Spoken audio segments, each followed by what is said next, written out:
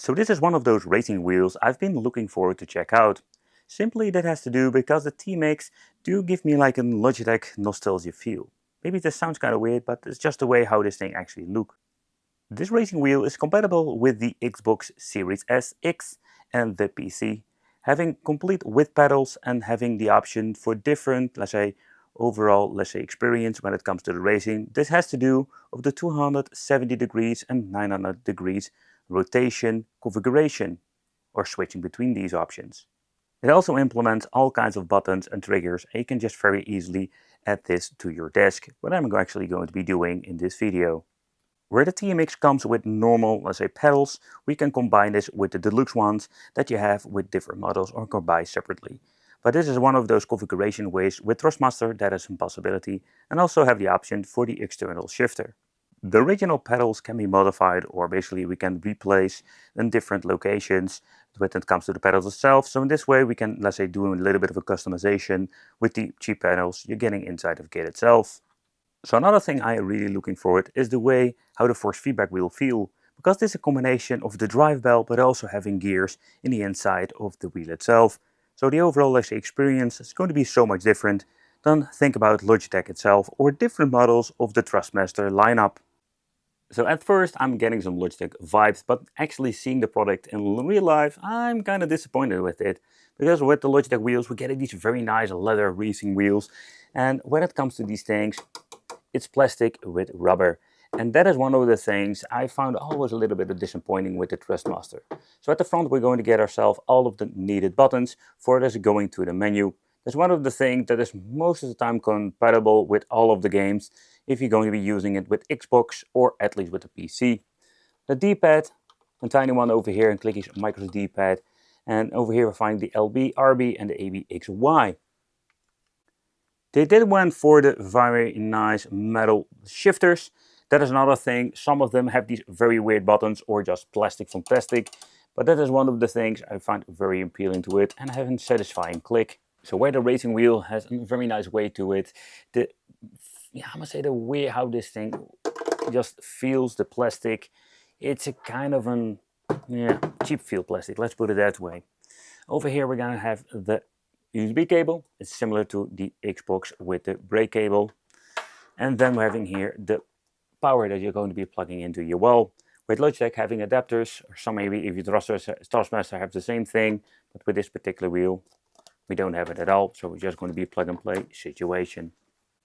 At the back, we're finding the connection over here, and this is for the option for getting yourself the pedals implemented and having the shifter itself. At the bottom we're finding rubberized, let's say, pads that will give you some extra grip when you're going to be implementing the special, let's say, locking mechanism.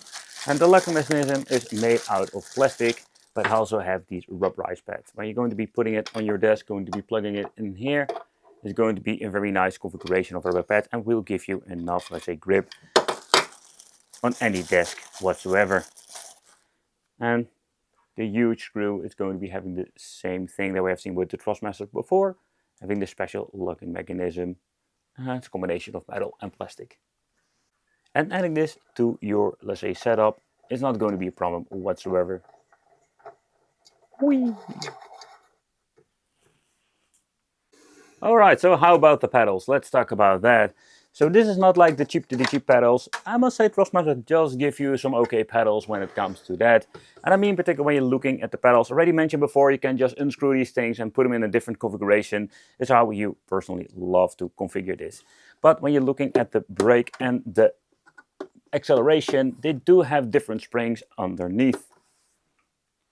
But the configuration of the pedals is great. Personally, I think it's when you're looking at the acceleration over here, it does have a very nice tension to it. Even a rubber pad at the back over here, you cannot really see it, but it will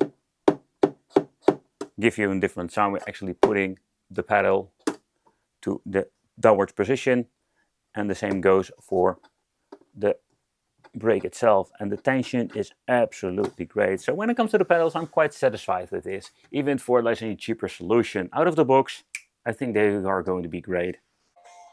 But if you're looking at the TMX, I'm going to be plugging this into your Xbox system, and you can be the S or the X. I can tell you, playing some Forza, it's just a plug and play situation. and it works like a charm. Alright, so let's start off with some Forza Motorsport. I've been setting this to manual gear because I want to experience how the gear shifting is. And the TMX doesn't really disappoint when it comes to that. I really love the flippers. I mentioned before, they're made from metal and they do have like a nice travel and a click. Another thing I've been, let's say, disabling is having a lot of, let's say, extra things like the tuning ways for, let's say, that's going to be automatically braking. Everything have been set up, and including the steering wheel to the simulation to have the best overall experience. The force feedback, you can just feel that it is quite direct. Has a very nice effect. Also, when it comes to the rumble, it's absolutely a very pleasant experience.